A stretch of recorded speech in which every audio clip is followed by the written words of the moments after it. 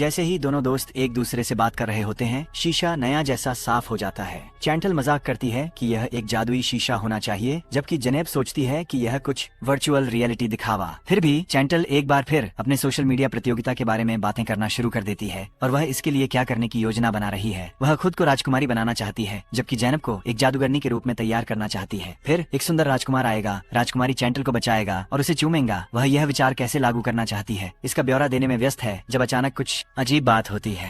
प्राचीन आईना बोलता है और कहता है, आपकी इच्छा मेरी आज्ञा है। यह सुनकर दोनों दोस्त इतने डर जाते हैं कि चैंटल आईने को लात मार देती है। हालांकि कांच नहीं टूटता, बल्कि वह उसके पैर को अंदर खींच लेता है। जेनेब अपनी दोस्त को बचाने की पूरी कोशिश करती है, लेकिन उसे भी खींच लिया जाता है। वे दोनों दूसरी तरफ जादुई दुनिया कैटानिया में पहुंचते हैं, जहां परियों की कहानियां वास्तविकता हैं। जल्द ही उनका स्वागत स्पार्की नामक एक आत्मा करती है, जो दोनों दुनियाओं के बीच पोर्टल्स की प्रबंधक है। वह खुलासा करती है कि चैंटल ने जादुई आईने को जागृत किया था, जिसने उसकी राजकुमारी बनने की इच्छा पूरी की। वह अब रोसालिया एस्मराल्डा है, कैटानिया के राजा वाइल्डरिच द्वितीय की इकलौती संतान। लेकिन आत्मा जोड़ती है कि राजा एक अत्याचारी है, जिसने एक भविष्यवाणी के कारण सभी द्वार नष्ट कर दिए थे। उसके अनुसार एक चुना हुआ व्यक्ति आएगा। पूरी तरह से सदमे में होते हुए भी चंटाल सुझाव देती है कि वे समय का आनंद लें द्वारा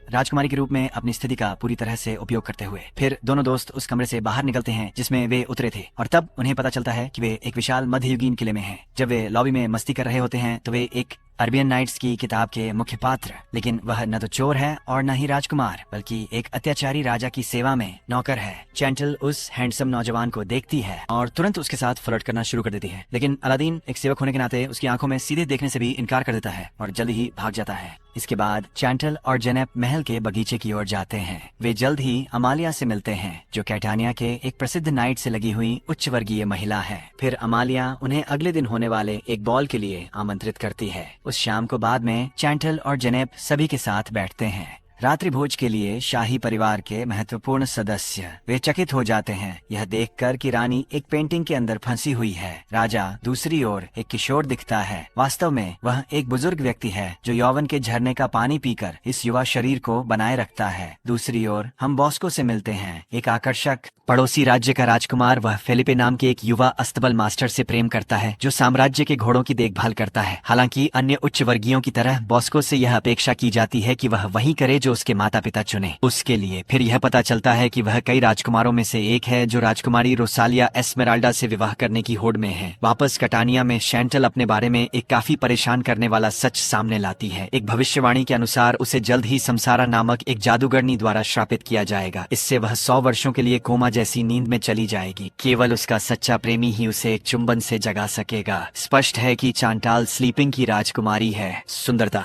जैसे कि यह पर्याप्त नहीं था, समसारा उसी रात कैटानिया जाने का निर्णय लेती है। वह एक बूढ़ी के रूप में रूप धारण करती है। महिला और अपने साथ एक सूत काटने वाली मशीन लाती है, लेकिन इससे पहले कि जादूगरनी कोई नुकसान पहुंचा सके, चांटल और जेनेब उस पर अचानक हमला कर देते हैं। उन्हें पता है कि जादूगरनी की त्वचा हर हथियार से प्रतिरक्षित है, सिवाय उन हथियारों के जो चांदी से बने होते हैं। इस प्रकार वे एक चांदी का चम्मच इस्तेमाल करके समसारा को गिरा देते हैं। एक चांदी की छड़ी। दोनों दोस्त उसे मजबूर करते हैं कि वह शाप को चैंटल के शरीर से बाहर निकालकर पास के एक फूलदान में बंद कर दे। फिर वे चांदी के उपकरण हटा देते हैं और समसारा को वापस उड़ने देते हैं। अगली सुबह चांटल और जेनेब जादुई द्वार के फिर से खुलने की प्रतीक्षा कर रहे हैं। वे घर वापस जाने के लिए उत्साहित हैं, जब अचानक वे बाहर से एक आवाज सुनते हैं। वे खिड़की से देखते हैं और देखते हैं कि एक राजकुमार कमरे में चढ़ रहा है। चांटल अब अपने दुनिया में वापस जाने से इनकार कर देती है, क्योंकि उसने कोई सामग्री नहीं बनाई है, अभी तक प्रसिद्ध नहीं हुई है। इसलिए वह अपनी सबसे अच्छी दोस्त को तब तक रुकने के लिए मनाती है जब तक कि वह राजकुमार के साथ क्रंची गम के लिए एक प्रचार वीडियो नहीं बना लेती। अगर ये हॉलीवुड का भविष्य है तो मैं अभी बाहर जा रहा हूँ। ये एक अच्छा सफर रहा है, लेकिन मैं जा रहा हूँ। इसके बाद दोनों जल्दी से एक योजना बनाते हैं और जेनेब चैंटल के मोबाइल फोन के साथ एक पर्दे के पीछे चली जाती है। चैंटल सोने का नाटक करती है, जबकि जेनेब दूरी से रिकॉर्ड करती है। थोड़ी देर में प्रिंस बॉस्को कमरे में आते हैं और अनिच्छा से सोई हुई सुंदरी को चूमने की कोशिश करते हैं, लेकिन चांटाल उनके होंठ छूने से पहले ही जाग जाती जाती है और तुरंत अपने प्रचार वीडियो के लिए अभिनय करने लगती है। वह राजकुमार से उसके प्यार का इजहार करवाने की कोशिश करती है, लेकिन वह स्पष्ट रूप से लड़कियों में दिलचस्पी नहीं रखता। अपनी घबराहट में वह पास की फूलदान को पकड़ लेता है और गलती से 100 वर्षीय श्राप को बाहर निकाल देता है। श्राप कमरे में घूमने लगता है और फिर जादुई आईने में दरारें पड़ जाती हैं। इससे पहले कि वह राजकुमार के मुंह में प्रवेश करे, लगभग तुरंत ही कई बुरी चीजें तेजी से होती हैं। पहले बॉस को बेहोश हो जाता है क्योंकि उसने 100 साल का निगल लिया है।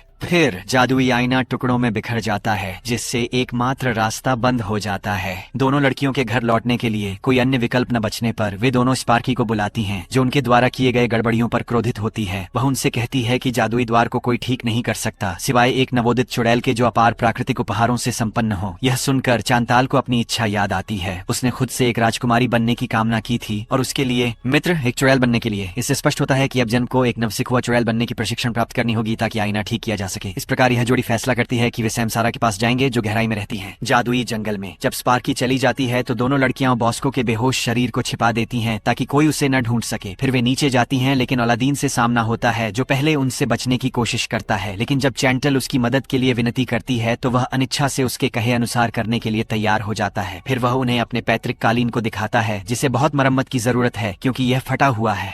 फिर भी जेना अलादीन से पूछती है कि क्या उसे जादुई जंगल का रास्ता पता है। वह जवाब देता है कि उसे पता है और जल्दी ही उन्हें 2 घोड़ों पर राज्य से बाहर ले जाता है। वे कई घंटों तक यात्रा करते हैं और अंततः जादुई जंगल के प्रवेश द्वार पर पहुंचते हैं। चांटल और जनेब अंदर जाते हैं, जबकि अलादीन पीछे रुकता है घोड़ों की देखभाल करने के लिए, और शायद जैसे ही वे आंखों से ओझल हों वह वहां से भागने की सोच रहा हो। कुछ ही मिनटों बाद वे दोनों एक बड़ी लकड़ी की झोपड़ी देखते हैं और सावधानी पूर्वक अंदर प्रवेश करते हैं। जल्द ही उनका सामना इसकी निवासी समसारा से होता है, जो 100 साल के श्राप के लिए जिम्मेदार दुष्ट चुड़ैल है। राजकुमारी रोजेलिया पर वह दोनों लड़कियों को खत्म करने के लिए तैयार होती है जब अचानक उसे चैंटल का पहना हुआ हार दिखाई देता है। इससे समसारा को एहसास होता है कि वे इस दुनिया से नहीं हैं और तुरंत उसके सामने घुटनों पर बैठ जाती है। फिर वह एक भविष्यवाणी का खुलासा करती है, जो दूसरे दुनिया के एक नायक के बारे में बात करती है। यह नायक निषिद्ध महल में प्रवेश करेगा, जहाँ उसे एक नीला हीरा मिलेगा। इस शक्तिशाली रत्न के साथ नायक राज्य में शांति लाएगा और तानाशाह को गिरा देगा। वास्तव में वर्तमान राजा वाइल्डरिच द्वितीय एक दुष्ट व्यक्ति है, जिसने कैटेनिया से चुड़ैलों को निर्वासित कर दिया। अपने सिंहासन पर बैठने से पहले चुड़ैलें दाइयों के रूप में काम करती थीं, जो महिलाओं को सुरक्षित रूप से बच्चों को जन्म देने में मदद करती थीं। लेकिन भविष्यवाणी सुनने के बाद राजा हर किसी पर शक करने लगा। ने सभी जादूगरनियों को निर्वासित कर दिया। इस रहस्योद्घाटन के बाद समसारा चैंटल को एक कंपास देती है, जो उसे निषिद्ध किले तक पहुंचने का मार्ग दिखाएगा। चैंटल फिर एक पुस्तक के साथ झोपड़ी छोड़ देती है, जबकि जनेब पीछे रहती है प्रशिक्षण लेने के लिए और खुद एक जादूगरनी बनने के लिए। कुछ घंटों बाद चैंटल अपने महल लौटती है और बॉस्को को जगाने की कोशिश करती है अपने नए प्राप्त किए गए जादू की किताब को। वह सही जादू खोजने के लिए किताब पढ़ने में व्यस्त है, तभी अचानक उसे एक आवाज सुनाई देती है बाहर से। चैंटल पर्दों के पीछे छुप जाती है और देखती है कि फिलिप अस्तबल का लड़का खिड़की से कमरे में चढ़ता है। वह अपने प्रेमी को बेहोश पड़े देखता है और बॉस्को के होंठों पर किस करता है। अपनी पूर्ण हैरानी के लिए राजकुमार जाग जाता है। यह संकेतित करता है कि दोनों को दोस्त बनाया जाना चाहिए। एक प्रसन्न चित्त चांताल अपनी छुपने की जगह से बाहर दौड़ती है और दोनों प्रेमियों को बधाई देती है, लेकिन उनका जश्न रुक जाता है जब वे दरवाजे पर दस्तक सुनते हैं। फिलिप, जो यहाँ नहीं होना चाहिए, जल्दी से बालकनी में छिप जाता है। राजा कुछ सेकंड बाद कमरे में प्रवेश करता है और चांतल और बॉस्को को एक साथ देखता है। वह अनुमान लगाता है कि राजकुमार ने उसकी बेटी को चूमा है और उसे पुनर्जीवित किया है, जिससे वह बहुत खुश होता है। इस अवसर का जश्न मनाने के लिए वह उनकी शादी की घोषणा करता है, साथ में एक भव्य पार्टी का भी। इसके बाद चांटल जादुई आईने को ठीक करने के लिए आवश्यक कई वस्त्र इकट्ठा करने लगती है। वह अलादीन से कुछ सामग्री लाने को कहती है, जबकि शेष सामग्री महल के आसपास से चुरा लेती है। अपनी सेवा के बदले में चांटल गुप्त रूप से अलादीन के कालीन को सुधार देती है, जिसमें वह उसके बॉस से सीखी गई जादू का इस्तेमाल करती है। कुछ दिन बाद जनेब कथानिया लौटती हैं। अपनी चुड़ैल बनने के रिवाज को पूरा करने के बाद वह अपनी सबसे अच्छी दोस्त से मिलती है और दोनों जनेब की शक्तियों और शेंटल की सामग्रियों का उपयोग करके जादुई आईना ठीक करते हैं। हालांकि जनेब के अंदर की सारी काली जादू ने उसे हर किसी पर शक करने वाला बना दिया है। वह अपने आप पर नियंत्रण खो देती है और अपनी सबसे अच्छी दोस्त पर हमला करने लगती है, जो कमरे से भागने के लिए मजबूर हो जाती है। तभी बॉस्को की माँ जनेब को देखती है और तुरंत पहचान लेती है कि वह एक चुड़ैल है। थोड़ी देर बाद कई सैनिक वहां पहुंचते हैं और जनेब को चांदी की जंजीरों से बांध देते हैं। वे चांटल को भी चुड़ैल होने के संदेह में गिरफ्तार करने जा रहे थे, लेकिन वह अलादीन के साथ उसके कालीन पर उड़ने में सफल हो जाती है। सही ठीक उसके पकड़े जाने से पहले। कोई और जगह न होने के कारण दोनों निषिद्ध महल की ओर उड़ते हैं, जहां अलादीन चांटल को उतार देता है। वह उसके साथ जाने की योजना बनाता है, लेकिन वह कहती है कि उसे ये यात्रा अकेले ही करनी होगी। फिर वे अपने हारों का आदान प्रदान करते हैं और चांटल महल के अंदर चली जाती है। उसे आंतरिक तहखानों तक पहुंचने में ज्यादा समय नहीं लगता, जहां नीला हीरा रखा है।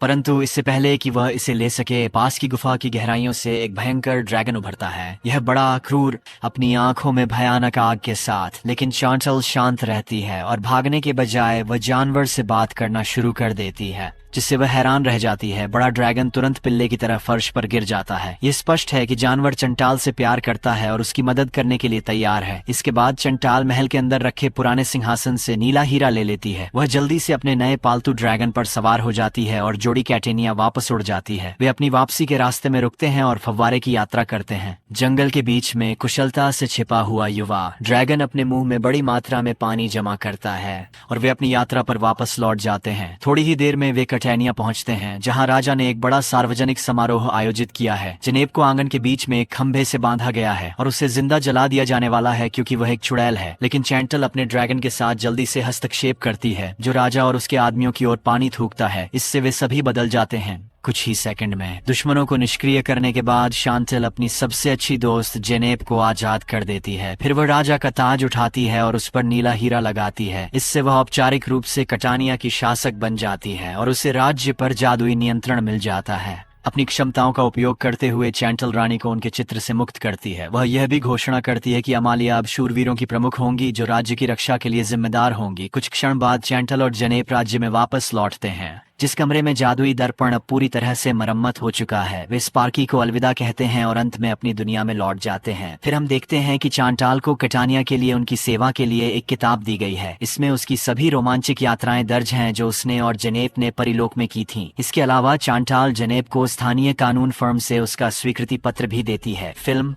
दोनों दोस्तों ने अपने सभी मतभेदों को अलग रख दिया और हमेशा साथ रहने का वादा किया।